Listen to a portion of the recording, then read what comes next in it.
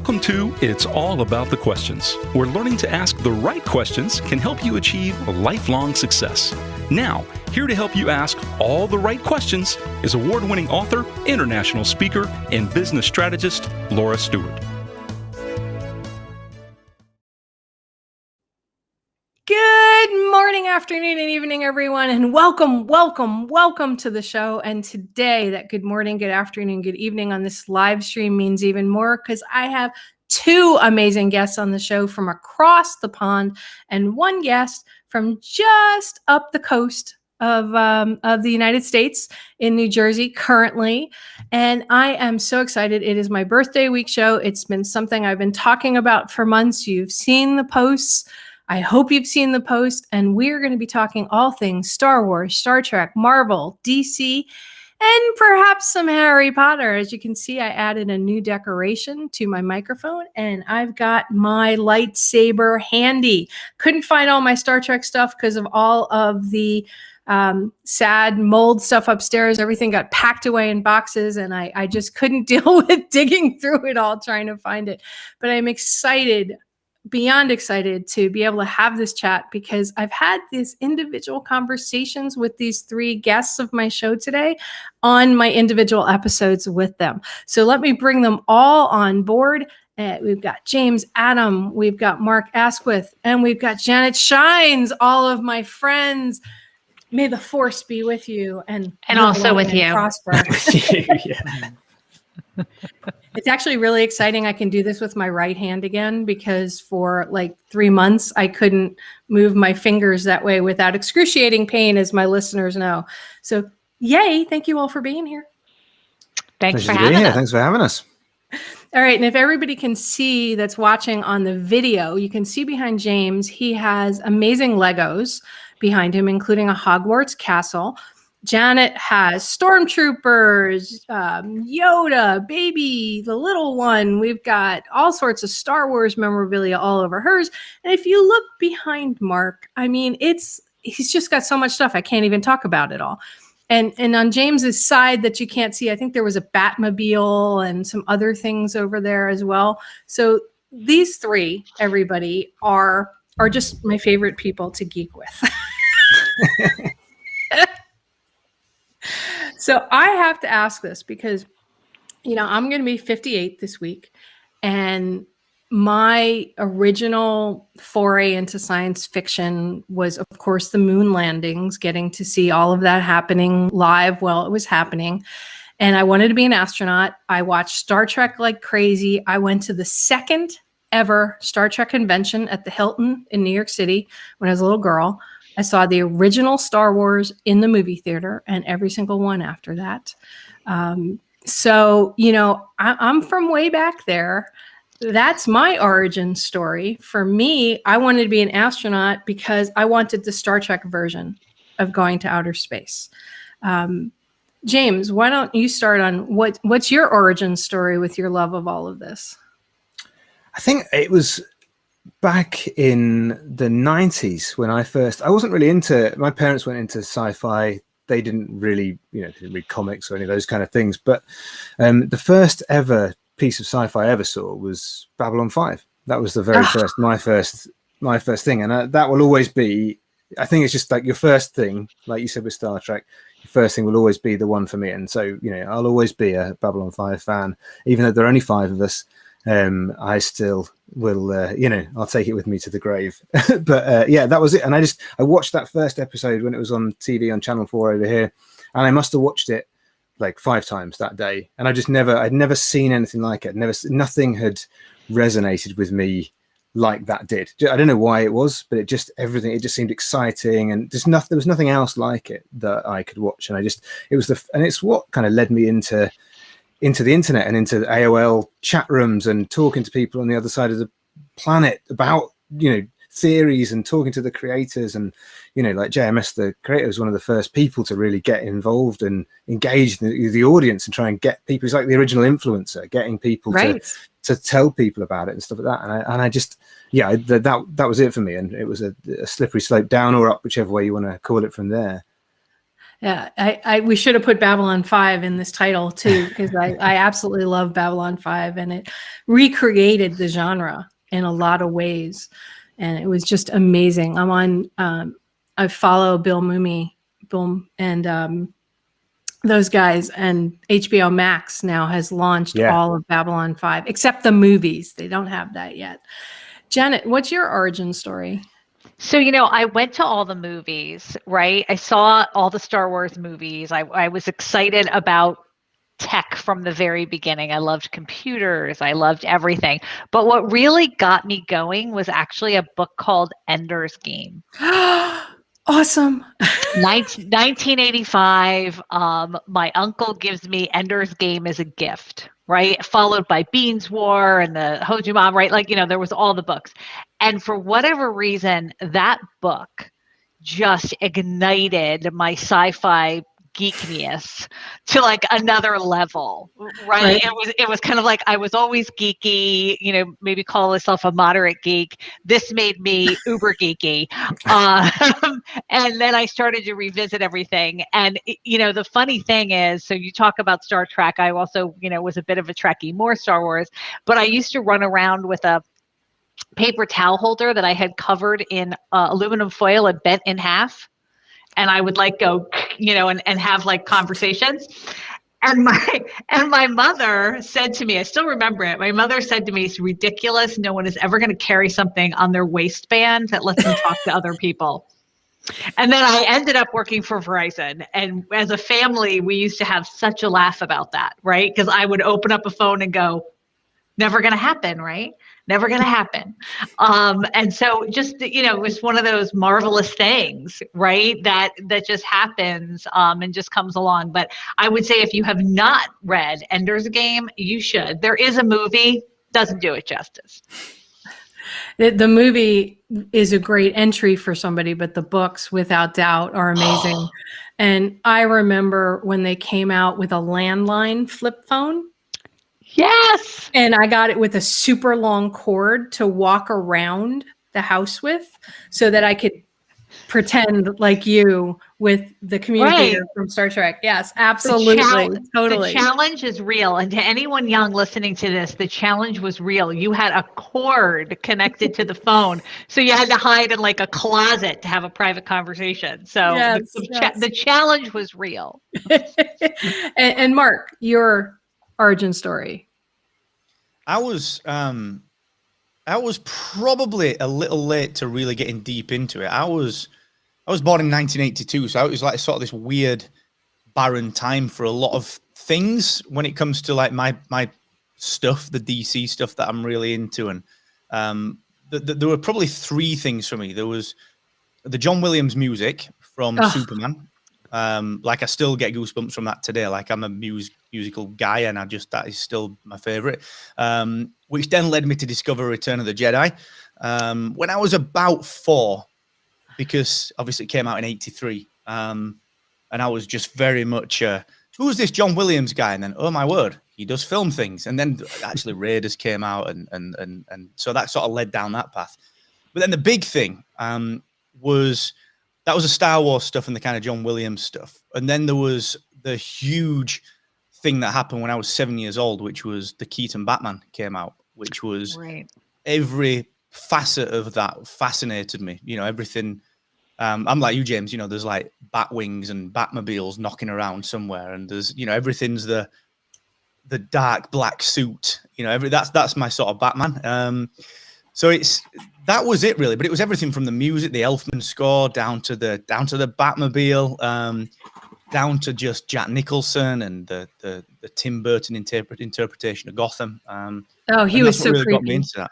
Oh, he was. But the thing is, and what really struck me, and this is what got me with the Arkham games as well, and this is why I sort of got deep into it, was the city was the biggest character in the entire movie.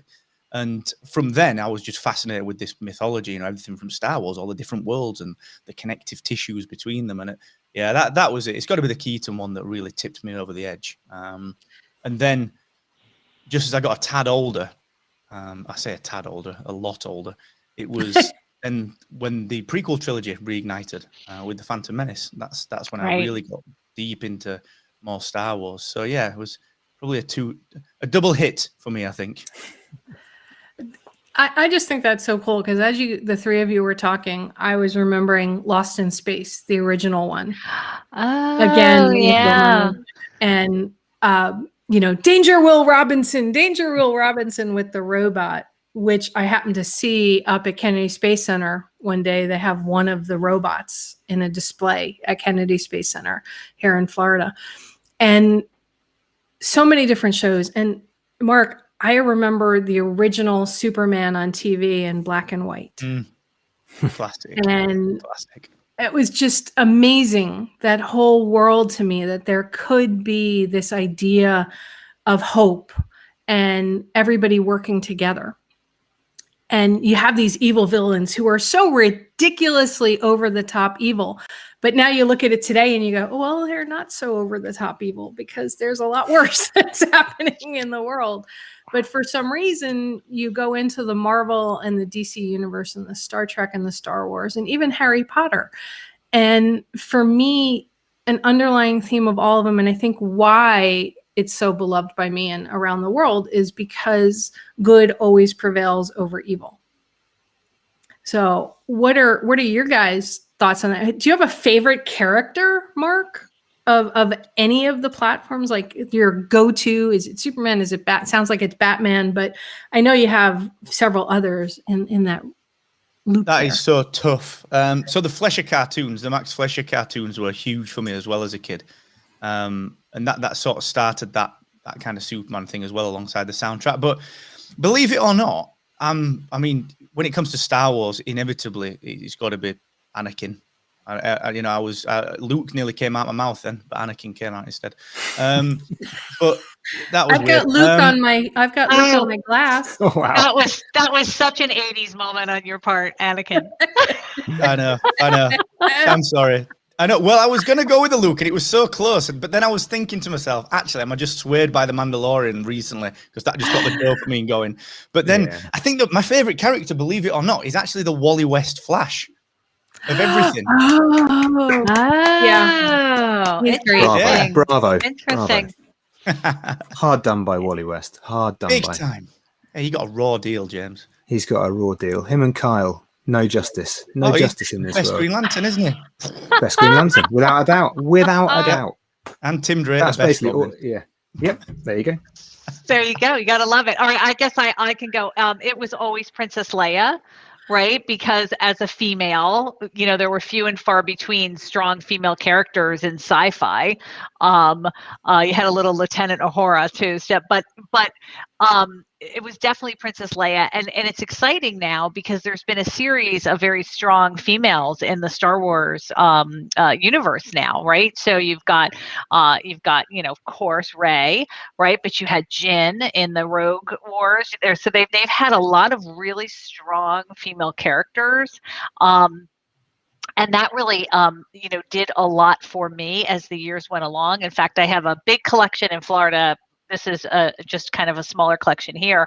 My initial Star Wars collection, not toys, they're collectibles. Yeah. Consisted fully of females, and then kind of like the Yoda, Chewbacca, etc. What today we would call non-binary characters, where you weren't sure what they were. And so just kind of that moment where I say Princess Leia is my favorite. I also loved Chewie. I thought Chewbacca was just like, as a kid, right? It was just every person's kind of like, oh. And this weekend I was with my daughter, who is also a huge Star Wars fan, and we were walking through a little comic book and collectible store up here, and if you can see, I don't know if you can see on the top of my bookcase, I found a 1970s Chewbacca original in the box. Wow. Yeah, toy this weekend at this kind of like little place up here locally. And was priced in a way where I actually had to say to the gentleman, that's not enough. So, wow. I'm going to give you more because that's not enough. And I'm not going to do that to somebody. Right. So, very much a big fan of Chewie. So he's going to join the collection. He's not going to come out of the box. I do take most of the stuff out of the box because it's more fun to have it out. But that one's a little special, so I think it's going to stay in the box. That's really, really cool. I love that. Absolutely love it. I loved Chewie. I was a huge Han Solo fan. Just because, 1977, the age I was at, yeah, he was hot. and he was a swashbuckler. Plus, he was this devil may care who really sort of evolved, I think, so much over the course of the movies, right? To become this guy who was the hero that didn't want to be a hero kind of thing. And unintentional. Yeah. And that was really, really, really cool. So those are really awesome stories. When you guys were talking about the Flash, right? This thought popped into my head. Aquaman, yes or no? Yeah, big time. I love Aquaman. Yeah, there's literally no DC character that's. Yeah, I like Hook Hand Aquaman is my personal preference. But again, I think this is just if you started reading comics, I started reading comics during post Death of Superman. That was when I got into comics, and so I think I went back and collected everything back up until '88 after Crisis. But everyone has their glory years, don't they? The time when they were most into something, and it's so hard to enjoy anything else other than that. I don't know that they were the best, but I just Hook Hand Aquaman, all those things were they were the one for me. Mark, you look like you wanted to say something. No, I'm just kind of chewing on that one because I agree totally. I was the same. I was like 1988 from Crisis right through. I would even say right until Flashpoint before it got weird. Like there was so many good characters, and the one that went under the radar, unless you're a real DC goon like me, is like the old the Green Arrow Mike Grell run, which was just I love the Green Arrow. Yeah. Everyone's like, yeah, I love Arrow, the TV show. When you talk to people, like, yeah, I love Arrow. Yeah, it's that Steven guy that plays him is good. I'm like, this is not a conversation to have. So I know I'm in good company now. But yeah, that era of DC was good. Yeah, when Kevin Smith brought him back, that was some absolutely amazing stuff. Yeah, I'm more of a Marvel girl myself. So sorry, guys. All right, so go Marvel. Go Marvel, Jen. Okay, let's start with Guardians of the Galaxy. So let's start with the fact that the original Guardians of the Galaxy came out in 1969, and the roster did not consist of, Gamora and Star-Lord and Drax and Groot. It was Vance Astro, who evolved a bit to be Star-Lord, and Captain Charlie and Yondu Adonodo. And it was one of the first superhero teams to appear in an American comic book. And it was just this great concept that a team of people together could fight against bad, that you didn't have to be alone, right? The Superman, the Spider-Man, the Batman, always felt a little bit like a one or a two-person show. And Guardians of the Galaxy, which an uncle of mine turned me on to, he's a big comic book fan, just hit a fancy with me, right? That was like, here's this team of people. And, now we've had Avengers, there's all kinds of groups now. But then Guardians was one of the first times I thought about, wow, you could kind of team together with people to fight evil and all be cool. And that was my introduction to Marvel Comics. And then my uncle would constantly, Stan Lee was his god. And he, like, seriously, he would travel for hundreds and hundreds of miles just to go see him in an appearance after he retired. And it just became, a flight of fancy for me. A good comic book could take the worst day and make it okay, because I could escape into those pages. And feel differently about the world. And, as a teenager, the world's kind of cruel to certain people, particularly geeky people, because it wasn't cool back then. They've got it easy now, haven't they? It's cool now to be geeky. So it's just, cool I don't think you've earned it anymore. Like Marvel made everything mainstream, right, like you're so cool to be geeky now. Go ahead, cosplay. We were beat up for cosplaying, and now you can just go that way to a movie and nobody says anything about it. We're like the angry Journey fans when Glee did Don't Stop Believing, aren't we? You know? It's like, well, name 3 other songs, everyone. Come on. Geeks.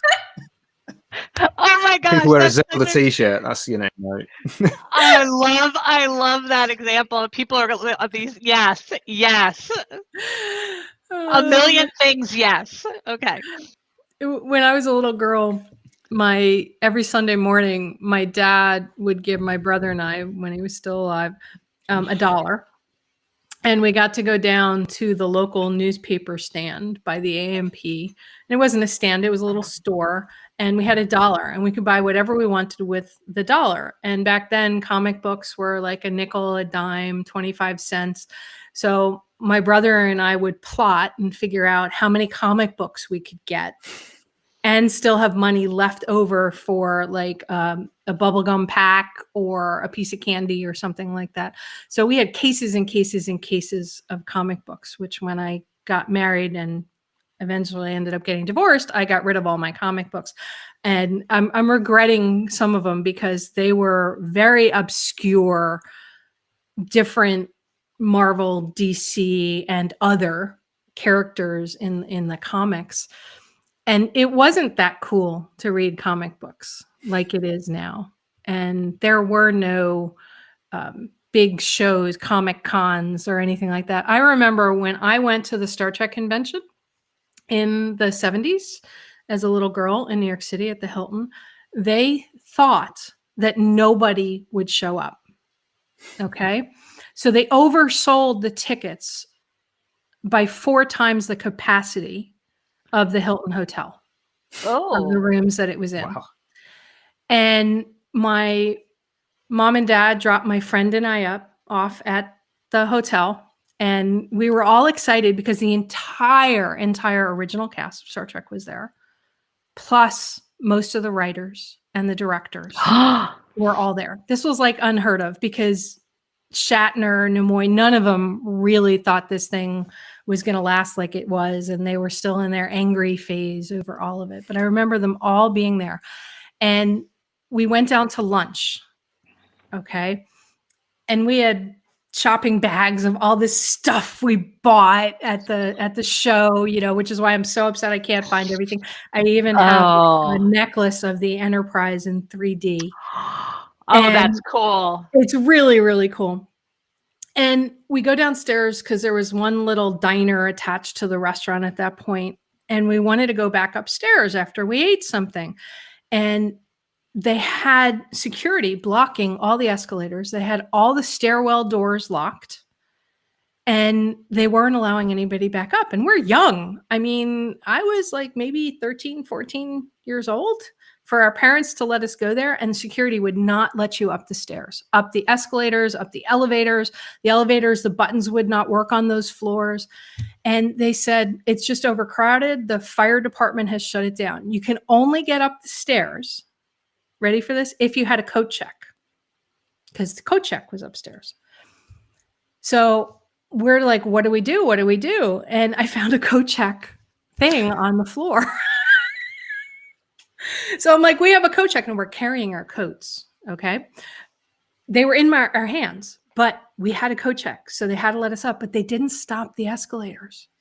So you had to run up the down escalator as it was going down.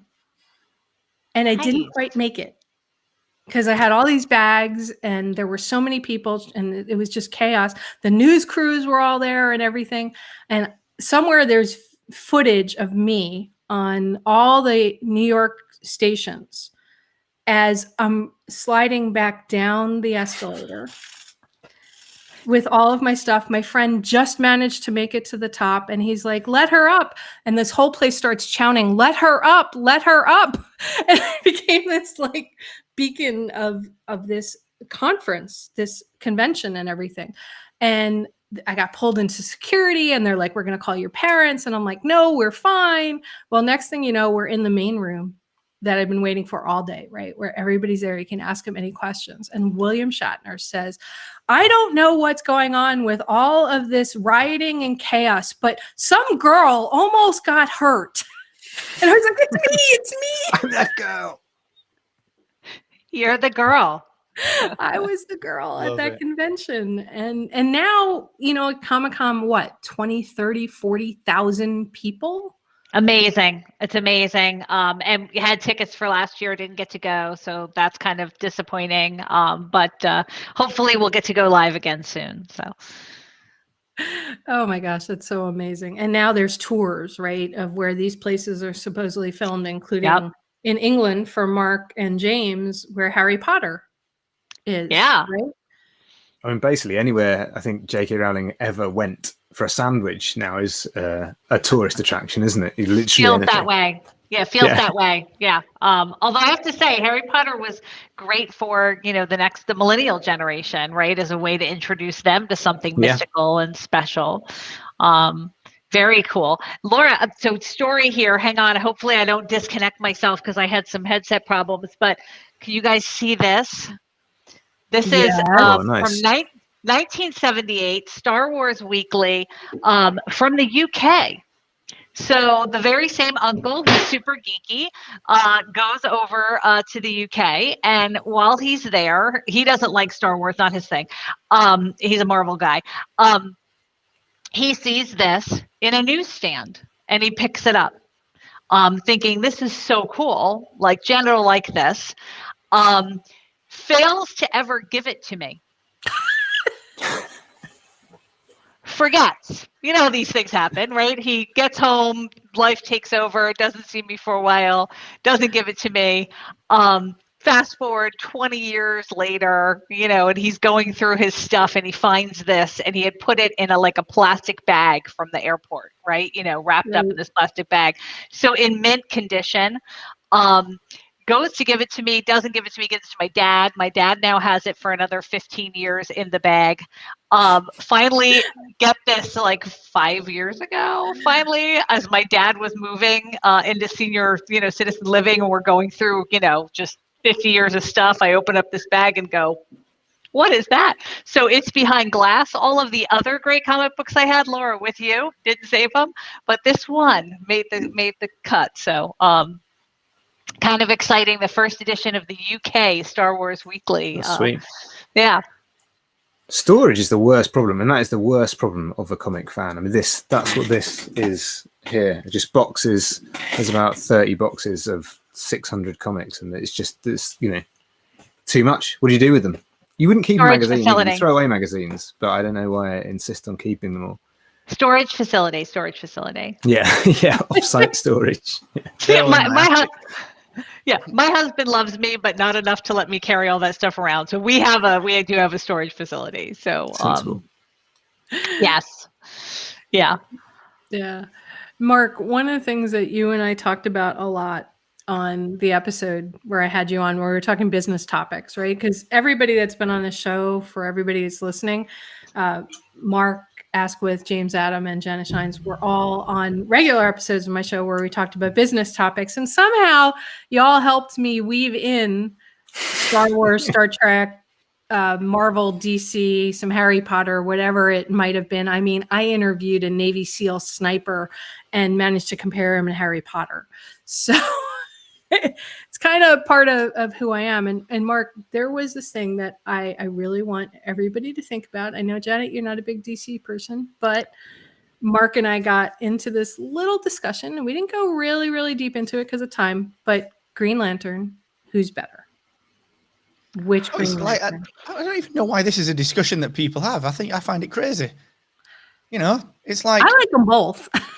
Well, I like Hal Jordan. You know what I mean? But he's just a bit of a, I don't know, he's just a bit of a bugger, isn't he? But I mean, how can you not think Kylo Ren is the best? The guy dealt with it all. He's the torchbearer. Yeah. Everyone else is gone. He got no support, no one to help him. Just Ganth with a little bit of advice, and he carried that. Yeah, he just carried it for the whole. He brought back the whole court on his own. That's what baffles me. And everyone's like, "Yeah, but Hal Jordan." And you're just there is no backup to it. You just keep saying, "Yeah, but Hal Jordan." That's not a reason. He's cool. I mean, Hal Jordan's cool. I mean, they want Hal Jordan. They want to be Han Solo, don't they? That's what they. That's the right. Yeah, that's what they want. That to be the comparison. He's a bit roguish. He's a bit of a scallywag. But yeah, I don't get it. John Stewart's great. Love John Stewart. But Yeah, he is. Kyle. And they had sort of those weird adventures, like shove Jon Stewart on the old planet with Chip, the little chipmunk Green Lantern, and you're like, Yeah. what's going on? Why are you over there? And then all the time, like Kylo Ren has just got this massive coming of age story where he's bringing the entire Corps back and he becomes the White Lantern, all these other different, and that leads to all these other massive storylines, Brightest Day and so on. And Jon Stewart's like, yeah, I blew up a planet and got this chipmunk. And you're just like, okay, you've been shortchanged a little bit there. I think that's one of the funny things though, is with comics, that if you like, I went back and just binged everything from Crisis up until Flashpoint, I don't know, 6 years ago, and I read everything over a 3-year period, just everything. And I think unless you're doing that, if you're just dipping in and out of the stories, if you like get the trade paperbacks, you just see the isolated character in that storyline, and you don't necessarily see the development. And I think it's the same, Janet, like we talked about Anakin. That is such a classic prequel guy. But it's the same sort of thing, because I read the Family at War book by Kristen Baver. I don't know if you've read it recently, but it's like this big biography of the Skywalker family, and it's this huge thing. Oh. I It's gotta read that. It's quite cool because it pulls together all of the new canon bits, like the Princess Leia novels and like The Last Shot. Oh, okay. I gotta look at that. It's really cool, but the last 60 pages is sequel trilogy. Oh, okay. I gotta read that. 120 is the original trilogy, and then the first half of the book, which is this big, is the entire prequel trilogy. And I think, because they get so much slating, you sort of think, well, wait a sec, that story was actually so well put together and deep, it just wasn't executed amazingly. Right, it was not. Yeah. Yeah, there were execution issues, weren't there?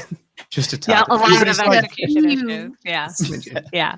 Just a it's like dipping into one comic book, isn't it? Like It is. Yeah. Yeah, I think it's just, I mean, going back to Kyle, it's just that there was a moment in, I think it was in DC 1 million when, and Superman is my favorite character, like without far and away. And there's a moment when he's been gone in the sun and disappeared for millions of years or whatever else. And Kyle Rayner is the Green Lantern of the time, and he comes out, and this god who's been gone for all this time just comes out, and there's this moment where he winks at Kyle, and it's just like Grant Morrison acknowledging that Kyle Rayner is the best Green Lantern, the best. It's a great moment. He did such a good job of that entire Justice League run as well. Like he was able to really figure out the levels that each player played at. Like the Superman was the guy that when you really need that last glimmer of hope, he brings in Superman, and then the with Batman, with the White Martians, the way that he dismantles them, like Grant Morrison really managed to nail that. They hadn't had it before. Like the Justice League before that hadn't been the Big Seven. It had been the Detroit Justice League and the Bwahaha, Booster Gold, Blue Beetle Justice League, and all those things. They hadn't actually had the heavy hitters in the team before. That was so good. Yeah, it was like Black Canary and stuff, wasn't it? You're right, actually. Yeah. Black Canary and like Martian Manhunter and Martian Manhunter was your heavy hitter, wasn't he? Before that. Just listening to the two of you, like all these thoughts are going through my head, and I'm remembering things from my childhood, the different comics, the different animated cartoons on Saturday mornings, and all these different things that it wasn't really cool to be paying attention to, and something the two of you just said. I want to talk about this a bit because I know I've talked to you individually about this. Mark, I know you and I had a conversation about this, and James too. You talked about the evolution of the characters, right? And Mark, you said about how, if you're just picking up a random comic here or there, you don't really notice it. And for me, I've always looked at so many of these characters as characters of hope, right? And I remember when in the DC universe, Superman came back after a bunch of years there were no movies, and they had him kill somebody at the end of the movie because he felt that he needed to kill these bad, evil people because that was the only way he can save others, which for me was not what Superman would ever do. Superman always gave hope there was another way besides killing people to do things. And even if you look inside the Star Wars universe, you look inside the Star Trek universe, where all of a sudden, if you look at the movies and even in the comics, they do these crazy pivots because some new designer, decorator, or whatever you want to call the person, creator, decides that we need a pivot.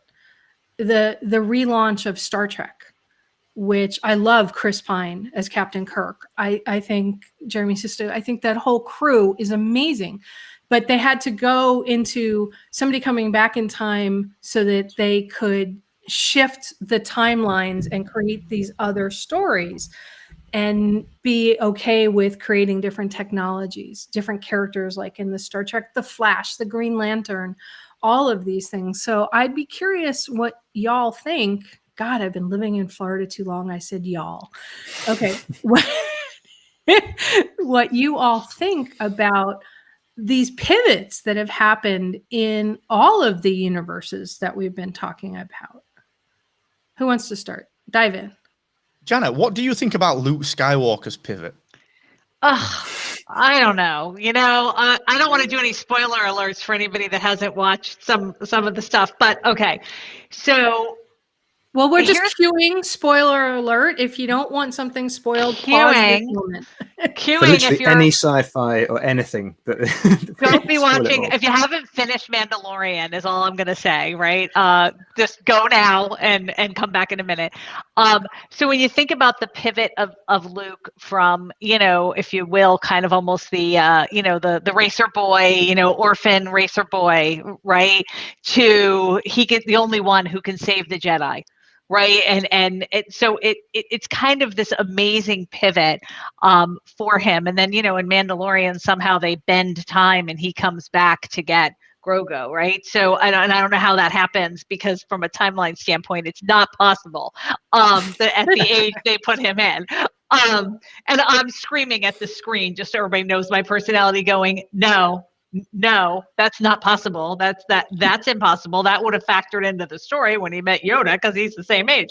But correct. So they bend that dimension, right? And then think about how they bend things, in the Last Jedi movie, with him being able to physically fight, and not actually be there. Right? So they're starting to bring you into another dimension, where the Jedis potentially, we've seen visions of the Jedis, but they've created a gap here to say, maybe the Jedis can live past death because he's able to fight from a different location. So I think there's some Disney-ification of the Luke character that I, frankly, as a long-term fan, am a little uncomfortable with, because I think they're trying to find a way to continue to pay out on him and on Leia, who of course we lost her tragically, way too young. But I feel like they're going to continue to try to pay out on those characters, and the potential is there for some ruination of the characters because of that. So I think bending paradigms is fun, but I also think you need to stay a little true to the original character. I think, I agree. I mean, I remember when I first got into Superman, and then like the animated series came out, and then I went back and watched the original Richard Donner movie, and I hadn't seen that before. And I used to get really wound up about, no, that's not right. That's not Superman. The way John Byrne's origins is the correct Superman origin, right? And that's correct Superman, and these are all wrong Supermans. And I think a lot of, genre fans tend to do that a little bit, where they have their version of a thing and all other versions of that thing are wrong. And when you talk about Zack Snyder's Superman, is it what I would have done? No, it's not my Superman. Did I like that someone was doing something with Superman? Yeah, I'm happy to see a Superman movie. I had tears rolling down my face at the start of that movie, seeing that, just there being a Superman movie at the cinema for the first time. For me, it was just, that was a great moment. Superman and Lois is what I would have done with Superman. Absolutely love Superman. Love everything about it. Yes. Lois is my second favorite character, and I named my daughter after. It's not. There's no, but I think you have to just accept now that if it's true to the character, there are always going to be variations of all these different things and stuff like that. And I'm much more willing to look at other versions of it, but I'll always have my version. Well, and I want to play on that a little bit, because when you think about it, Stan Lee, right? Famous as the creative director for Marvel Comics for decades. He actually did a comic book line called Imagine for DC Comics, in which he reimagined Superman and Batman and Wonder Woman and Green Lantern. It was not popular. Wasn't very good. Yet, exactly. It was not popular at all. Batman had no superpowers, and he was I think he was like Wayne Williams, I want to say.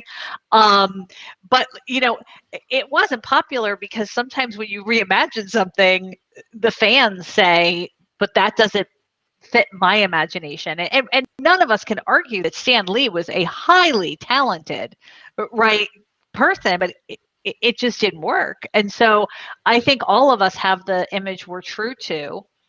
And I think it differs, very, very widely based on when you were first exposed. My daughter loves all the, I'll call them negative characters in Star Wars, from Darth Maul to Darth Vader but think about what she was. Does. Right, loves them. She's like, oh, they're the best. Loves and Kylo why? Ren. Right, excuse me, everyone loves Kylo Ren. Yeah. He's gorgeous. Everyone loves Ben Solo. Yeah. Okay, I do not like Kylo Ren. I am sorry. I do not like him, and not just because he kills his father. Okay. He sort of reminds me of the guy who originally played Anakin in the prequels. That's why he's so good. That's why he's so good. Yes. Mark's like the only person in the world that thinks that loves Anakin from the first trilogy. I'm the only guy. I even like the boy little who pod played racing Anakin, version. but the adult actor I struggled with, because I just felt I loved it. Went off the rails. Oh, see, I loved it. And by the way, my daughter loves Anakin, Mark, so don't feel alone. Nice. She loves him. But yeah, no, I think. Okay, so we have to debate this Kylo Ren moment for a minute. This is like yesterday I got into a debate with someone about who was the best Hulk, and they were trying to tell me it was Mark Ruffalo, and I'm like, excuse me, Lou Ferrigno, always Lou Ferrigno, get over yourself. Yes, Lou Ferrigno, we're watching that all the time.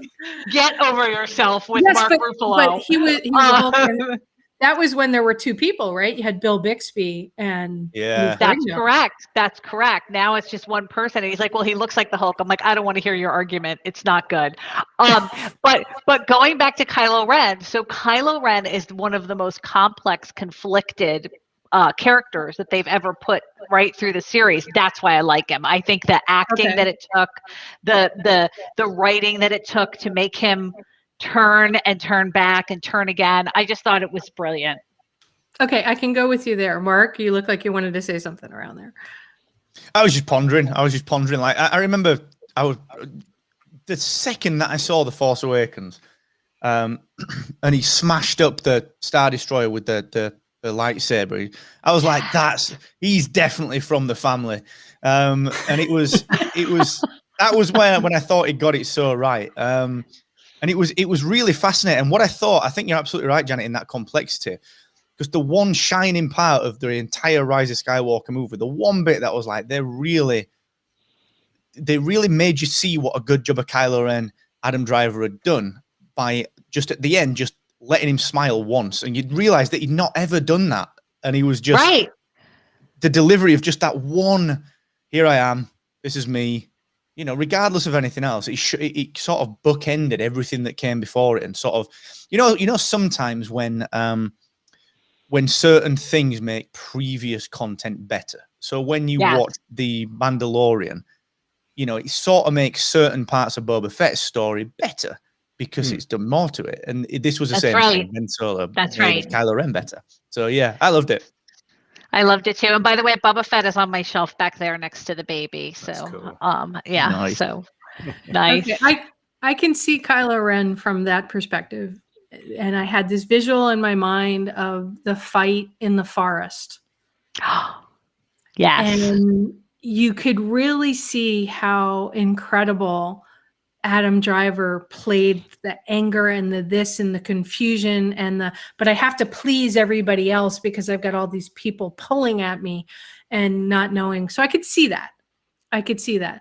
I struggled with the aspect of Kylo Ren and Rey and how they were sort of linked. But maybe that was just me being really, really annoyed about how long it took to play it out.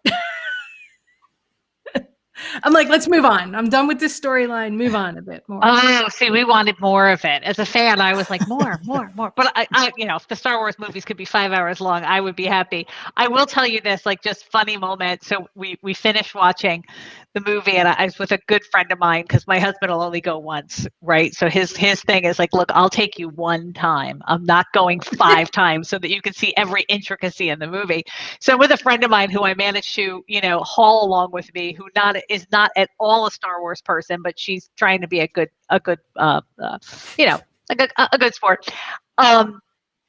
And I turn to her and go, "Oh my gosh, that was the best, blah, blah, blah." And she goes, "But he's so ugly." That was her comment, "But he's so ugly." Like, and so, that was just this moment where you thought, well, okay, if you're not a fan, maybe you don't get it, right? Because all she got from Kylo Ren was he was ugly. Well, it was such a play on Anakin, wasn't it? That I suppose if you'd not dug into the prequels and I sort of imagine Anakin could have been like that in the prequels if George had let someone else just do a bit of dialogue. If he'd just like let him breathe a little bit with some of the dialogue. Yes. Yeah. That's a character that those movies could use to be redone and that character could be much more complex.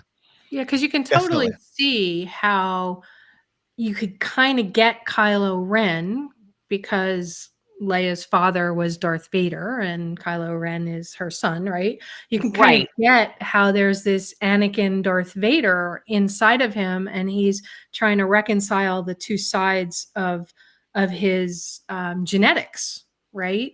Correct. But because the prequels just really didn't, to the level of the newer movies, didn't really explore that story so well, I think I fell flat on it.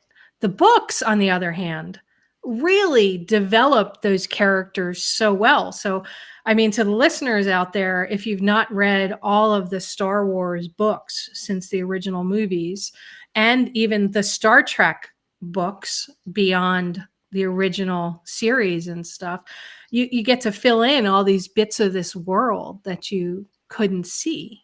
I mean, I know you guys have mentioned the books and different things that you've read. And I feel like there's these gaps, but we want so much from our worlds, right? Because we think they're kind of real to all of us in its own way.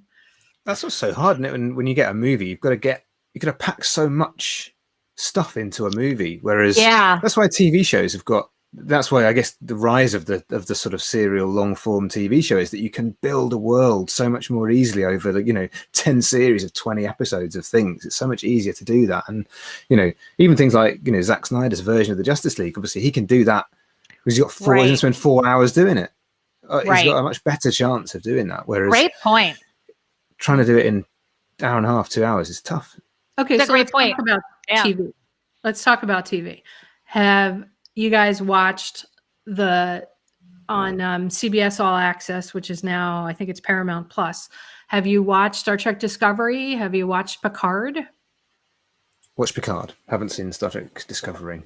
None yet. No, I'd get addicted if I did, so I haven't. Okay. No. Really like Picard. Then we can't go deep into it, but you want to talk about a series developing in a completely different way. I mean, look at Picard. Picard's kind of dark and weird, and what they did with 7 of 9 and all the other characters. This series is now trying to create some other version because the people who played the characters originally, like in Picard, they wanted to show another side. So they kind of went dark because they're like, well, I only showed one side of my character. And if you haven't seen it, Mark and Janet, you need to watch Discovery and Picard. It's a bit difficult to get into both of them because they're so radically different, right? Isn't Picard so radically different, James, the way they present him yeah. and Data and It everything? doesn't have Star Trek in the name, does it? Which is quite a bold move to not, Very bold. just to Good call it point. Picard. But I mean, Patrick Stewart's amazing, isn't he? And I thought it was a great series. Again, I'm not a massive Star Trek fan, so maybe I think sometimes it makes it easier. Like I love Star Wars, but I wouldn't say Star Wars is not my series. So when I go and watch when I went and watched the original, the first set of prequels and the sequels, I loved them. I loved every part of them. But I think it's almost like loving something makes it harder to love the next thing. It seems to be that the more you like a thing, the harder it is to enjoy the next thing that comes along. Okay, so then I need to ask this. Star Wars, Star Trek, can you love both? Of course you can. Definitely. You I can have never a favorite. understood it. Yeah. I never understood people who said you can't. Like you either had to be Star Wars or you had to be Star Trek growing up. And I'm like, why? They're both amazing in their own way. You can love anything geeky. That's fine. Yeah, It's like That's what we do. Marvel We're all versus geeks. DC. but Right. that's DC. What'd you say, Mark? Oh, I mean, that is DC, honestly. That's DC, isn't it? Yeah, there's You no can love difference. everything if you Marvel. want, but you'll be wrong. Yeah. No. Marvel. I'm sorry, I'm a Marvel girl, but I think you can love everything. Who doesn't love Superman, Yes. Batman, the Green Lantern, Flash, right? And then conversely, who doesn't love, you pick, the Hulk or someone where you've said, oh, I like that character. Well, and Janet, I think- you're Wonder Woman, right? You Wonder used to- Woman. Well, was a that's where big- it started, right? Yeah. So that's where my comic love kind of, was ignited. But again, I think you pick the characters for what they mean to you, not the franchise they're with. I love that. I Yeah. love that. I think DC perspective. fans are just jealous that Marvel got away. They just nailed the movies, didn't they? That's the long and short of it. They Imagine if did. we could have had a DC version of the Marvel Cinematic Universe. That would have been, Well, you could. I mean, you could just let Disney buy DC, and then That's the solution. I'd be all right with that. Yeah, fine, sold. imagine what fine. they could do, right? Think about what they could do. I mean, look what they did with Captain America. I mean, clearly not a strong character, and yet they've made him into a franchise player. So. Yeah, I mean that was Yeah. they were working with the leftovers, weren't they? They were working with Iron Man, Captain America. They didn't have all the good stuff, Spider-Man. They and things like didn't, that. So right. they just had to do what they could with what they did, and they just did such a good job. They did such a good job. So look, they had some, to your point, the movie traction, right, with X-Men and Wolverine, and they took the movies and made themselves very popular in the in the process. That's all about, they had Kevin Feige, didn't they? He was Feige, just yeah. overseeing the whole thing, and just like he is people describe him as the greatest mind that there is in Hollywood, don't they? Because he just oversaw that and made it all follow through. And there are loads of examples of people along the way, like Edgar Wright was going to do Ant-Man, and he got booted off because he wanted to make it his own. And at the time, I was mad about that because I love Edgar Wright. Right. But actually, he wanted them all to be consistent, and that's what they are. Even whether you like that homogenized nature of movies or not, they are all telling a story, and you can watch them all together. And they got a bit weirder more recently, but they do all feel really similar. Right. And they also, we're going full circle here back to the very beginning, Mark. Think about what they did with Guardians of the Galaxy with the music. They opened up just a generation, didn't they, with it? They did. Look, James Gunn, who was, in charge of the music selection and is a genius, opened an entire generation of music up so that the parents who were taking their kids to see the movies were going, oh my God, I remember this from my childhood. And the kids got a whole new play track on Spotify or, wherever their music of choice was. And that music, I think, made that franchise. So sometimes it just comes down to brilliant picks, right? And that was just by Gunn. That was a brilliant pick. That opening scene in Guardians 2 where they play Mr. Blue Sky is like the perfect mix of things that shouldn't work. Yeah. It's perfect. Perfect. The people that are given the requirement of, here's what our idea is for the series as we're putting it into TV or to film. they've got a comic book they're working with, and now they have to create the soundtrack of your life. It's to me, it's a whole nother level, because without that soundtrack, I don't think any of the visual versions of our comic book friends, we couldn't see where they were at. I mean, it's truly, truly amazing. And I'm noticing that we are almost out of time here. So I want to just give everybody a last chance before we go. Give your last thoughts on this whole topic of being geeky. And I want to thank everybody for being here. So Mark, why don't you start? Two things. Like, definitely do not hide from being geeky. Like, it was much more difficult when we were younger, but now everyone wants to be a geek. Like, stand up for being a genuine geek. And secondly, give more respect to Wally West. He deserves it. Very nice. Okay. All right, Janet, you go ahead. Listen, as a female and a geek, my path was even more interesting. And I would just reiterate what Mark said. Just be yourself, love who you love. There's no right or wrong answer on what, resonates with you from a character standpoint. Just go with it, love it, embrace it. And it makes a fun Zoom background for people too. James? Yeah, no, I couldn't agree more. Just, love all of these different things, and it's okay to love all of them. And also, don't be too hard on the people that are just getting into this stuff as well. There are no fake fans. If people wear a t-shirt, don't try and quiz them on it. It's all right. Lots of people are starting out from scratch on being geeks. We've got years of experience, but welcome more people into the fold. Love it. Oh, I love it. Thank you guys all for being here on my birthday week show and being geeky with me. And I rethought a couple of things because of some of the things you guys all said. So thank you very much for being here. And for across the pond, Mark and James, thank you, because I know it's later for you guys than it is for Janet and I here in the US on the East Coast. So all of you, thank you so much. And I hope you all stay in touch, because you definitely have so much to share business-wise and geeky-wise. So thank you all for being Thanks here. for having us. Thank you. Thank you. Thanks, guys.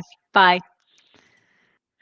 All right, everybody. I want to thank you all for being here on my Star Wars, Star Trek episode for my birthday. There's so much more to the whole geeky thing than just Star Wars, Star Trek, Marvel, DC, Harry Potter, Babylon 5, whatever it is you're watching.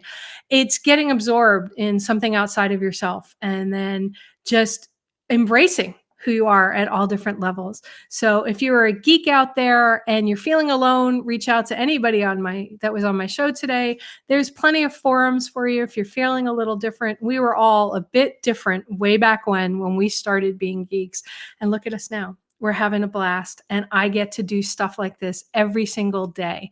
So thank you all for being here with me today. And most of all, just thank you for just loving who you are. And if you're not, reach out. Let me see how I can help. And thank you for making this show top 5% worldwide of all podcasts. Have a great day, everyone.